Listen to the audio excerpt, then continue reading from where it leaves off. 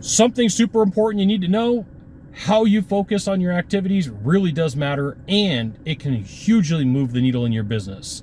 I'm Scott Sylvan coming to you live for Consulting Secrets on a perfect day to talk about productivity, revenue, and your top 5 list, and a fantastic day to talk about you. I'm coming to you live from Haleiwa, Oahu, one of my favorite places on the freaking planet. Okay, so I'm going to share with you some concepts, some ideas, and some strategies. I got to tell you a story first, and then we're going to button and wrap everything up. So recently I onboarded a client. Okay, and so my role and responsibility was to go in and say, where is there missing money inside of the business that we could recoup pretty quick.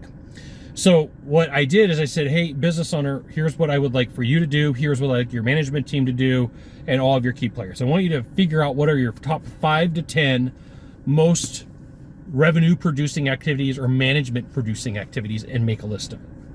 And so business owner comes back and says, here's my top 5. And I said, okay, great.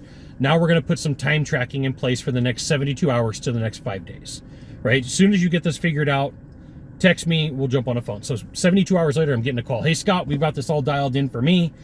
We're going to have a conversation. I said, cool. We're going to set up an appointment in a couple of days. I'm on a project right now.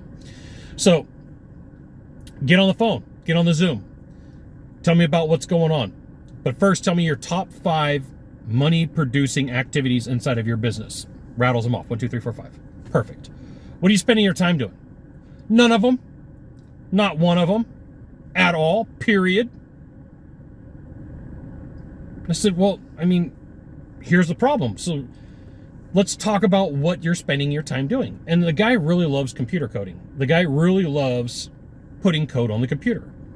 And as the owner, as the founder, it's not the top priority for him. So I said, here's what we're going to do.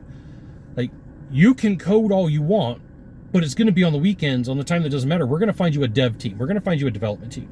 We're going to find you somebody who can work on this project, and let's change. Because if we're going to put your value at $5,000 an hour, which it really worked out to be, it's like $5,000 an hour for the size of his company and his organization, then we really need to find somebody who is going to get paid less than $5,000 an hour, probably closer to 50 or 70.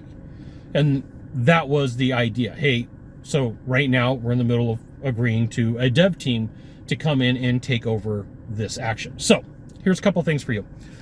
One of the easiest things that you could do is have you and all the members of your team figure out your top 5 to 10 money producing activities or management activities that move the needle inside of your company. And then take 1 week and audit, and then match up and say, are they being done or not? And I'm going to tell you, 8 out of 10 times, it is not happening. I've done this enough in my lifetime to know 8 out of 10 times it's not happening. 2 out of 10 times, we're going to 80-20 this. 2 out of 10 times, you've got some exceptional players that they're on it, and they're frustrated, and they're pissed off. They're pissed off that everybody else isn't following along. Okay, so what this means is that there's revenue in your business that's being misallocated for time of things that are not getting done. And I can share with you, if you have 10 employees, there's one person sitting around way more than they need to. If you've got 20 employees, there's 2 people sitting around. Let's just do the math. 3 people, there's 3 people. 30 people, there's 3 people sitting around. And so when you start figuring out okay, well, I'm paying this person, they could have put all the work and effort towards the thing that I need them to do, and they're not doing it. Okay, so figure out the metrics of the top 5 to 10 things that you're doing during the day, okay? And then at the end of the week, score them. When you first start this process, this is an everyday situation.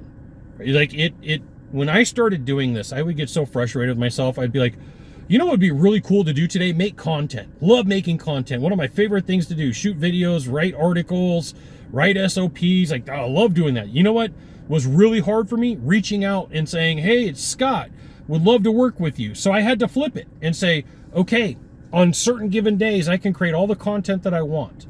On certain days, the only thing that I do is reach out. On certain days, the only thing that I do is take sales calls, right? So I had to put these things in buckets. My brain's thinking of the wrong word. I had to put all these things in buckets. I promise you what's going to happen is there's going to be a point where you take a look and you're like, what am I doing? What's my team doing? And it's really going to come down to money or income producing activities. I like to refer to them as MPAs, or some people call them IPAs. But go through this process, line out and see how productive you or your team are, and you're going to be surprised. So, last kicker on this list is I do everything that I can to limit my disruptions. Right? There's block time where I lock myself up. You cannot reach me. My phone, my Slack, everything. I'm on airplane mode. I have limited internet capabilities. Like, you're not getting a hold of me. I'm not checking my emails. I'm not looking at my phone. Like, I like to try to match the emotion that I'm trying to live. So I'll put movies on in the background. Movies that I've probably seen 400 or 500 times. So I'm not watching them. It's just the background chatter noise for me. And, I found that that's one thing that helps me. You really got to figure out your 5 to 10 money producing, income producing, management producing activities and figure out a way to get them done faster, right? We're going to use first principle thinking on this. What are the easiest wins? And then it's okay to tell people no. No. One of the things that you're going to find is if you're extremely capable and you're adaptable and you know how to get stuff done, everybody comes to you to get it fixed. I'm going to go off on a rant. Heads up, warning, I'm going to go off on a rant. One of the things that I find the most frustrating is the saying, if you want to get something done, give it to a busy person. Like, that's freaking abusive, right? Like, why don't you learn to delegate? If you come to me and say, hey, Scott, I need you to do this, and I go, why? I'm like, they go, well, if I want to get something done, I got to give it to a busy person. Like, you see all these people sitting around in the office? You see all these people not doing anything? Give me a megaphone. Give me a bullhorn. Like, we're going to get some stuff done. What you're not going to do is pile more stuff on me because I'm capable, right? Because that's really what you're saying.